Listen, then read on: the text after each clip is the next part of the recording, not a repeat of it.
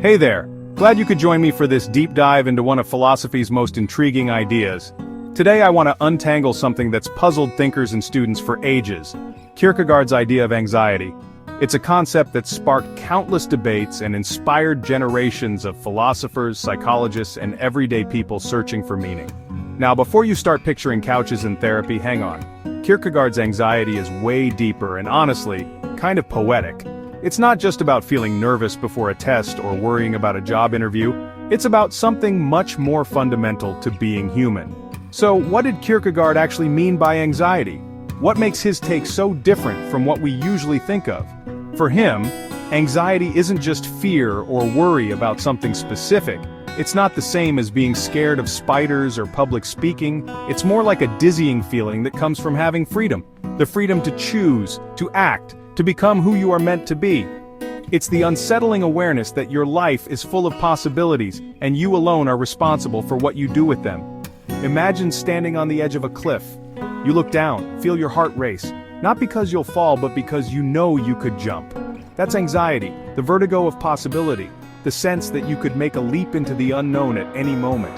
It's not about the fear of falling, but the realization that you have the power to choose, and that power is both thrilling and terrifying.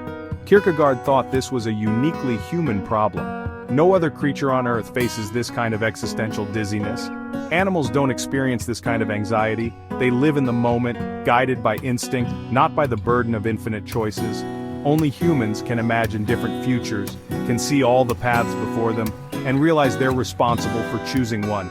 We can reflect on our past, dream about our future, and feel the weight of our decisions in a way no other species can. That's as liberating as it is terrifying.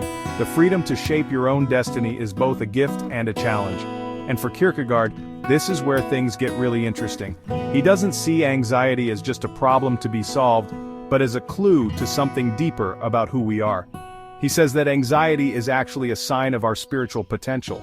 It's a signal that we're capable of more than just reacting to the world. We can create ourselves, make meaning, and reach for something higher. It's the birthplace of the self. Without anxiety, we'd never confront the big questions or take the risks that help us grow.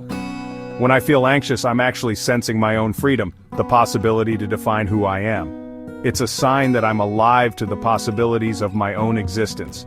But here's the kicker. Facing that freedom alone can be overwhelming. The sheer number of choices and the responsibility that comes with them can make us want to run and hide. That's where faith comes in. Kierkegaard believed that faith is what helps us face anxiety without being crushed by it.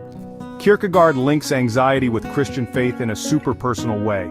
He saw faith as a leap, a bold, passionate commitment to something greater than ourselves. When I'm anxious, when I face my choices and my limitations, I can either fall into despair or I can make a leap of faith. That leap isn't about certainty, but about trusting that my life has meaning, even when I can't see the whole path ahead. Faith, for Kierkegaard, isn't just believing dogmas. It's not about memorizing rules or reciting creeds. It's a passionate commitment, a trust that gives me the courage to embrace my anxiety and move forward anyway. It's about living authentically, even when the future is uncertain. So, anxiety isn't a bug in our system, it's a feature.